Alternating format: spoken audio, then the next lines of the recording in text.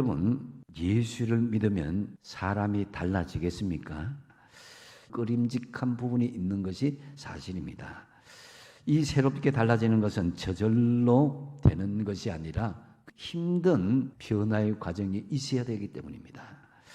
나비의 성장 과정과 좀 유사한 모습이 있습니다. 나비는 원래 알이 되었다가 알에서 깨어나서 애벌레가 되었고, 애벌레가 되면 그 다음에는 번데기가 되고, 번데기가 된 다음에 일정 기간이 지나면은 나비가 되어서 하늘을 훨훨 날아가게 되는 것이죠.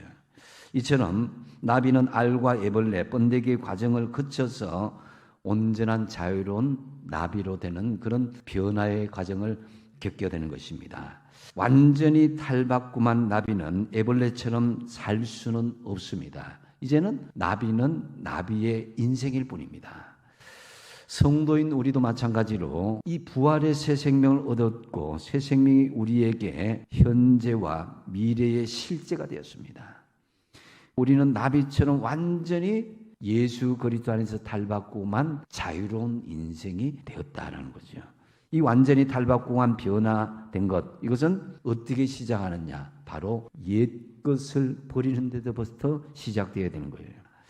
여러분, 백화점에 가서 새 옷을 샀는데 그 옷이 너무 아까워서 새 옷은 놔두고 헌 옷을 입는다. 새 옷을 살 의미가 없는 것이죠. 우리는 더 이상 알이나 애벌레 단계나 번데기 단계에 머물러 있는 존재가 아니라 예수 안에서 나비처럼 훨훨 날아 자유함을 얻은 하나님 나라의 자녀인 것입니다.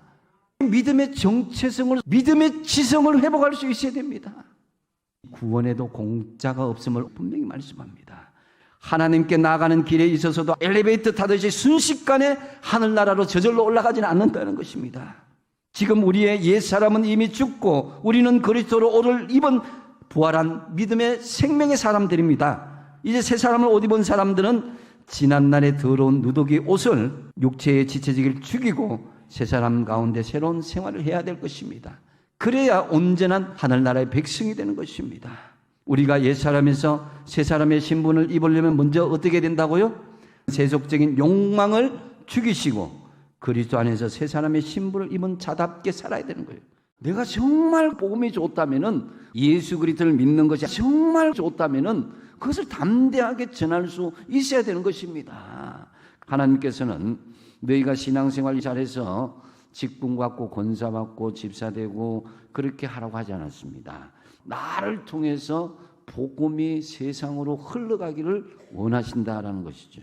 좋은 약이 개발되면 널리 알려져야 사람들에게 혜택을 받게 되는 것이죠. 바로 복음이 그렇다는 것입니다. 우리가 예수 그리스도를 믿는 것이 아무리 좋다고 체험하고 느끼고 그렇게 살아간다 해도 그것을 다른 사람들에게 말하지 않는다면은 세상 사람들이 알 수가 없는 거예요. 주님께서 바울을 통해서 말씀하시는데요. 시작. 밤에 주께서 환상 가운데 바울에게 말씀하시되 두려워하지 말며 침묵하지 말고 말하라. 그렇다면 우리가 어떻게 해야 복음을 담대하게 전할 수가 있겠습니까? 바울이 하나님의 말씀에 붙잡혀 유대인들에게 예수는 그리스도라 밝히 증언하였다고 그랬습니다. 하나님의 말씀에 붙잡힌다는 것은 나의 모든 의지나 생각을 내려놓고 하나님의 성령께서 말씀하시는 그 말씀에 절대 순종하는 것을 말하는 것입니다. 지금 코로나 이후에 많은 교회들이 성장 동력을 잃어버린 채 침체를 거듭하고 있는 것이 현실입니다. 이때 우리 교회의 공동체는 밖으로 나가야 할 때라고 생각합니다. 세상을 향하고 눈을 돌려야 할 때라고 생각합니다. 교회는 가만히 주저앉아 있는 안전뱅이 교회가 되면 안 된다는 거예요. 우리끼리 잘 사는 그런 공동체가 아니라는 것입니다. 오늘날 코로나 이후에 많은 교회가 퇴보하는 그것은 바로 여러 가지가 있겠지만 끼리끼리 문화가 살아 있습니다. 오래 교회 다니다 보니까 서로 뜻이 맞는 사람들끼리는 참 죽이 맞아서 웃고 떠들고 즐기지만은 낯선 사람들이 들어온다든지 우리가 새로운 환경에 나아간다든지 하는 데서는 그렇게 적극적이지 않습니다. 끼리끼리 모여 우리 교회 잘 나가고 있지 않느냐, 그렇게 지속될 때 세상의 개 모임과 무슨 차이가 있겠습니까? 세상 사람들은 때로 우리를 비난하는 것은 교회가 희망이 아니냐는, 교회가 소망이 아니냐는 그런 간접적인 메시지로 들을 수 있어야 되는 것입니다. 세상 사람들 보기에 생활이 모범적이지 못하고 신뢰를 잃어버렸다면 그 사람은 전도와 선교할 자격을 상실하게 되는 거예요. 오히려 방해할 경우가 있습니다. 여러분, 이 사랑이란 것은요, 이 공의와 정의에 가로막힐 수가 있습니다. 사랑 없는 정의, 이것은 정의 없는 사랑보다도 더 악하고 나쁜 거예요.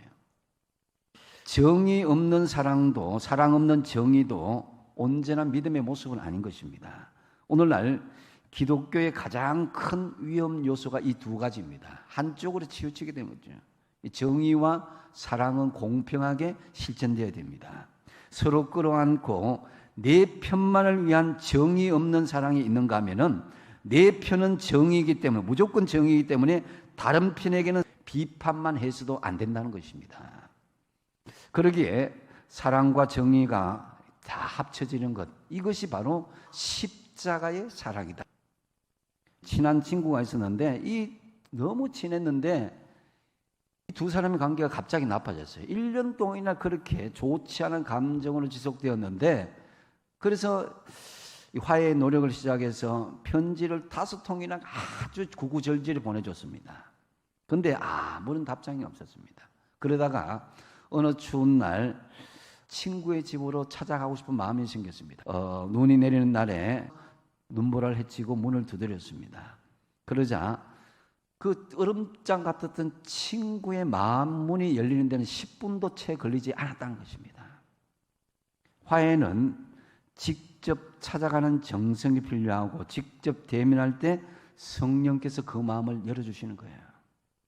전화로 문자로 할 수 있지만은 진짜 내 자녀와 내 가족과 이웃과 친지, 이런 사람과 마음이 닫혀 있다면은 직접 찾아갈 필요가 있습니다. 하나님께서는 구약 예언자를 통해서 수많은 편지를 구약 성경을 통해서 보내주셨습니다. 그런데 선지자를 핍박했습니다. 할 수 없이 하나님이 초라한 모습으로 직접 우리 인간의 모습으로 이 땅에 오셨습니다. 2000년 전에. 그 일로 인해서 우리는 하나님과 화목하게 되었고 화목하게 하는 방법을 알게 되었습니다. 주님께서 친히 이 세상에 오신 것처럼 이제 우리가 용서와 회복의 중재자가 되어주시기 바랍니다.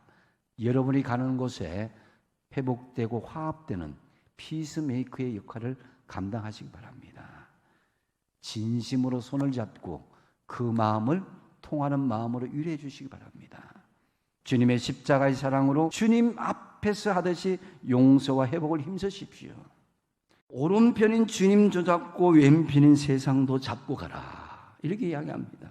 세상이 얼마나 재미있고 즐겁고 행복한데 그걸 포기하려고 하느냐. 이 출애굽기 8장 25절 말씀에 그것이 이 말씀인데요. 바로가 이르되 내가 너희를 보내리니 너희가 너희의 하나님 여호와께 광야에서 제사를 드릴 것이나 너무 멀리 가지는 말라. 그런즉 너희는 나를 위하여 간구하라. 아멘. 내가 너희들을 보내줘서 광야의 제사, 예배는 드리게 하겠다. 그걸 인정하겠다는 거예요. 하지만 너무 멀리 가지 말라. 내 범주 안에, 내 영역 안에 있으라는 것입니다. 이건 뭡니까? 떠나는 것은 삶의 변화를 의미하고 제사는 예배를 의미합니다. 그런데 바로는 멀리 가지 말고 제사만 드리라, 이렇게 이야기합니다. 애굽이라는 세상의 죄악을 떠나는 것은 생활의 변화인데 제사는 예배를 말합니다. 예배만 드리면서 애굽을 떠나지 않는다. 내 삶의 왼편에 여전히 머물러 있으면서 오른편에 주님께 예배를 드린다. 그런데 바로왕은 떠나지 말고 이 땅에서 너희 하나님께 제사하라고 속삭입니다. 이것은 삶의 변화가 없는 제사 예배를 말합니다. 너 예배 마음껏 드려라. 기도 마음껏 하라. 봉사 마음껏 하라. 그러나 너의 왼편을 포기하지 말라는 거예요. 나의 영역에서 벗어나지 말라는 거예요. 여기서 우리는 사단이 진짜 무서워하는 것은요, 예배 드리는 것보다도 여러분의 삶의 변화인 것입니다. 우리가 진정으로 변화된 그런 모습으로 살아간다면 사단이 우리를 대적하지 못할 것입니다. 삶의 변화를 동반하지 않는 예배, 그런 섬김은 힘도 없고 의미가 없습니다. 사탄은 예배 마음껏 드리라고, 그 사람에 맞춰서 조금씩 그렇게 제한하는 거예요. 그래서 그냥 설교 들으면 되지 성경을 읽을 필요까지 없지 않냐고, 내 기도하기도 바쁜데 어떻게 나라와 국가를 위해서 기도하고 어떻게 세계 선교를 위해서 기도할 수 있냐고, 내 코가 썩다는데. 교회 와서 말씀 들을 때는 고개를 끄덕이고 아멘하지만 세상에 나가서 세상 일에 얽매여 버리기 때문에 우리는 밤새 허탕치는 인생이 될 수가 있다는 거죠. 여러분, 주님께서 오른편에 그물을 던지라는 말씀은 근본적으로 왼편을 포기하는 것이기도 하지만은 말씀에 순종하고 나갈 때의 왼편 것도 하나님께서 채워주심을 믿으시기 바랍니다. 여러분들이 지금 이 시간 예배를 드리고 난 뒤에 삶의 제사의 열매로 이어지시기 바랍니다. 신행일치가 되어야 되는 거예요. 여러분의 삶의 현장에 진정으로 그리스도의 향기가 드러나고 예수의 흔적이 드러나고 변화된 모습으로 살아갈 때에 사단은 우리에게 대적지 못한다는 것입니다. 그래서 여러분, 세상의 물질과 쾌락을 벗어던지고 우편에 계신 주님을 선택하는 저와 여러분 되시기 바랍니다. 고등학교 친구인 목사와 대화를 나눌 시간이 있었습니다. 어릴 적에 참 똑똑했던 한 친구는 학교에서도 공부도 최고의 탑 클래스였어요. 너무 똑똑했어요. 그런데 지금은 이혼 후에 정신병원에서 지내는 처지가 되고 말았습니다. 왜 그런 똑똑한 친구가 이런 지경에 놓였을까? 사실 세상에서 똑똑하다 이야기하면은 부와 명예를 가지고 힘 있는 그런 사람을 이야기하는 것이 보편적인 말입니다. 하지만 세상적으로 똑똑하고 잘난 사람들을 보면은 뉴스에 많이 등장합니다. 많은 사람들이 세상에서 똑똑하고 지혜롭다는 것, 이것이 뭔가 잘못되었다는 것을 좀 알고는 있습니다. 아는데도 세속에 얽매이고 남들도 그렇게 하니까 자기 것 챙기고 그렇게 살고 마는 것입니다. 하지만 야고보는 그것이 아님을 강하게 말합니다. 너희들이 지혜가 있다고 천만에 지혜가 다 같은 지혜가 아니다. 하늘로부터 오는 지혜가 있다는 것입니다. 그렇다면 위로부터 난 지혜자가 되기 위해서 어떻게 행동해야 되겠습니까? 너희 중에 지혜와 총명이 있는 자가 누구냐? 그는 선행으로 말미암아 지혜의 온유함으로 그 행함을 보일지니라. 아멘. 차가운 지식만을 바라보는 그런 성도가 아니라 따뜻한 지혜를 구하는 사람. 1차적으로 우리는 하나님 앞에 내가 어떤 존재인가, 이것을 잘 깨달을 수 있어야 됩니다. 용서받은 죄인인 거죠. 이런 생각을 하게 되면 우리는 온유하고 겸손한 자세를 가질 수밖에 없는 것입니다. 그래서 내 안을 들여다보고 차분하게 우리 자신을 바라볼 수 있어야 됩니다. 내 마음속에 하나님의 주권이 주장하고 있는지, 내가 마귀적인 것에 마음을 두고 있는지, 하나님을 속일 수 있을 것 같습니까? 속히 하나님께 무릎 꿇고 기도하시고 진정으로 하나님만을 의지하시기 바랍니다. 예수님은 더 적극적인 의의 열매를 맺기 위해서 이렇게 말씀합니다. 너희를 저주하는 자를 위하여 축복하며 너희를 모욕하는 자를 위하여 기도하라. 너희 이 뺨을 치는 자에게 적밤도 돌려대며 겉옷을 빼앗는 자에게 속옷을 거절하지 말라. 하나 주면 하나 받고 하나 치면 나도 하나 치고 언제까지 그럴 겁니까? 누군가는 희생하고 누군가는 품어주고 누군가는 사랑하고 누군가는 감내할 수 있어야 되는데 그 사람이 바로 저와 여러분이 되시기 바랍니다. 오순절 날이 이미 이름에 그들이 다 같이 한 곳에 모였더니라고 기록하고 있습니다. 성령의 강림, 충만한 인재를 받기 위한 준비된 모습은 한 마음을 품고 한 곳에 모여서 기도하였다라는 거죠. 우리가 같이 있는다고 해서 꼭 한 마음이 되는 건 아니죠. 그래서 성령의 충만한 인재를 경험하기 위해서는 먼저 한 마음을 품어야 한다라는 것입니다. 한 마음을 품기 위해서는 우리가 어떻게 해야 되겠습니까? 빌립보서 2장 2절에 보면은 마음을 같이하여 같은 사랑을 가지고 뜻을 합하여 한 마음을 품는다라고 말씀하고 있습니다. 여러 가지 혼합하여서 생각하지 않고 오직 같은 사랑, 그러니까 서로를 사랑하는 마음을 품고 하나가 되는 것입니다. 그 사랑이 일치가 된다는 것이죠. 이것은 사실 사람의 마음으로만 되는 것이 아니라 예수 그리스도의 마음과 생각을 가지고 사랑할 수 있어야 한 마음이 되고 하나가 될 수 있다는 것이죠. 골로새서 3장 2절 3절을 읽어보겠습니다. 위의 것을 생각하고 땅의 것을 생각하지 말라. 3절 이는 너희가 죽었고 너희 생명이 그리스도와 함께 하나님 안에 감추어졌습니다. 아멘. 우리는 예수님을 믿는 순간 과거에 죄악된 자아는 예수 그리스도의 십자가에 못 박아 버렸습니다. 즉 하늘에 있는 것을 생각하는 존재로 이제 바뀌었다는 것입니다. 그래서 마가 다락방 이 한 곳에 모인 사람의 수가 120명이라 그랬는데요. 이들은 마음을 같이하여서 오로지 기도에 힘썼다. 우리가 교회에서도 모이면은 세상 이야기 많이 하잖아요. 자식들 이야기, 뭐 여러 가지 경제적인 이야기, 정치 이야기 하는데 여기 모인 마가다락방의 사람들은 뭐라고요? 오로지 뭘만 했다고요? 기도에만 힘썼다는 거죠. 그랬을 때에 성령의 역사를 임재할 수 있다, 체험할 수 있다는 거죠. 이때는 오순절 기간이었기 때문에 이 예루살렘으로 전국 각지에서 엄청난 인파가 모이고 있었습니다.